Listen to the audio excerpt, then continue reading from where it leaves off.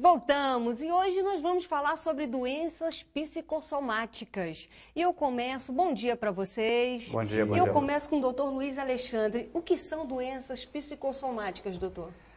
Lúcia, doença psicossomática é toda aquela doença cuja base, quer dizer, o gatilho da doença, tem origem não física, mas emocional. Não que não possa haver uma condição física associada, né?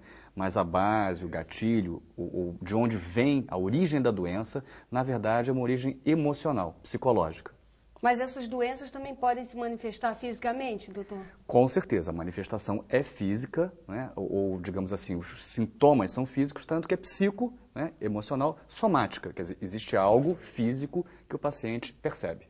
Tarcísio, agora quais são as doenças mais comuns que surgem nos fatores psicológicos?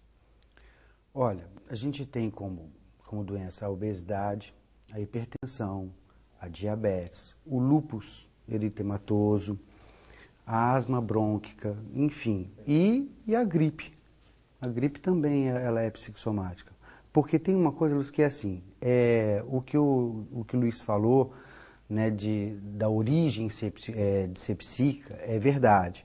Só que toda doença na sua dinâmica, ou seja, no tratamento tal, ela é psicossomática, ou seja, tem a parte psíquica e a parte somática também, independentemente da sua origem.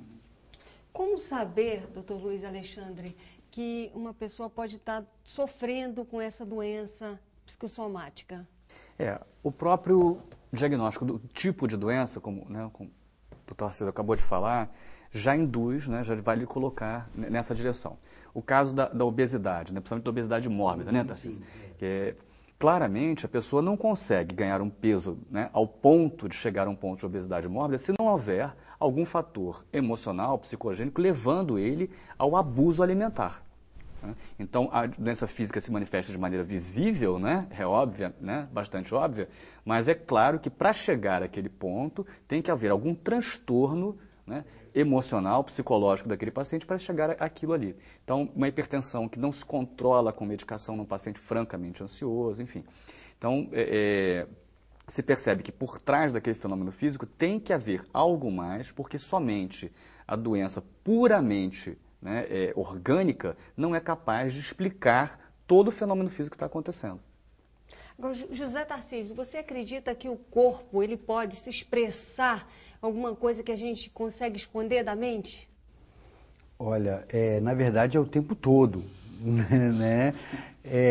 Aquilo que a mente cala, o corpo fala, tá?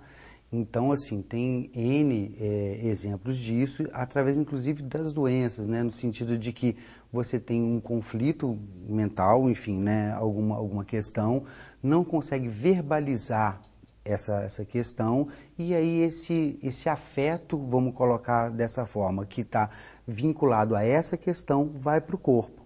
Daí vem as ansiedades, as angústias e por conseguinte, as obesidades, as hipertensões e etc, etc. Agora, eu gostaria que você falasse o seguinte, porque a gente escuta falar que esse tipo de doença psicossomática é brincadeira, não existe, a gente escuta falar. Eu queria que o senhor esclarecesse um pouco mais os nossos telespectadores. Na verdade, Lúcia, o que acontece é o seguinte, ela existe e é muito séria. Né? Tem que ser levada a sério. Tem que ser levada a sério. Né? E tem uma coisa que é assim, as doenças psicossomáticas, elas basicamente, elas são feitas de somatizações. Essas somatizações, é exatamente isso que a gente está falando, né? São essas questões, esses afetos que vão para o corpo. O que eu estou querendo dizer com isso é o seguinte, é que quando há somatização, há lesão. Essa é a grande diferença de uma brincadeira, de uma enganação para uma doença. Então você vê que na hipertensão você tem lesão, na obesidade você tem, enfim, tudo que tem lesão nesse sentido é psicossomático. Para finalizar esse bloco, nós vamos primeiro saber do doutor Luiz Alexandre o seguinte, em que momento da história da medicina os médicos começaram a valorizar esse tipo de doença, doutor? Isso é muito interessante, né, Lúcia?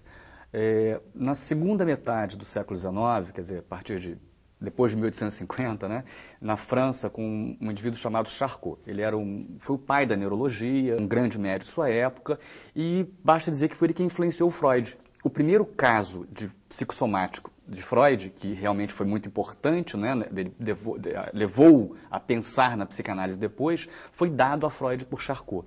Então, no momento em que há uma cientificação da medicina, quer dizer, eu passo a ter método científico na medicina, eu começo a perceber que nem tudo era explicado por base orgânica científica. Então, tinha que haver algo a mais para explicar todos aqueles fenômenos. E isso começa nesse momento da história da medicina com Charcot, que era realmente um indivíduo bastante brilhante, tinha suas idiosincrasias, mas era um indivíduo bastante brilhante, e ele é que chama atenção para isso ao ponto de influenciar Sigmund Freud. Nossa, a gente ficaria ouvindo a história aí o dia inteiro, o dia inteiro. Mas nós vamos para um rápido intervalo e você aí de casa, o programa que está interessante, você não vai sair daí. Até já!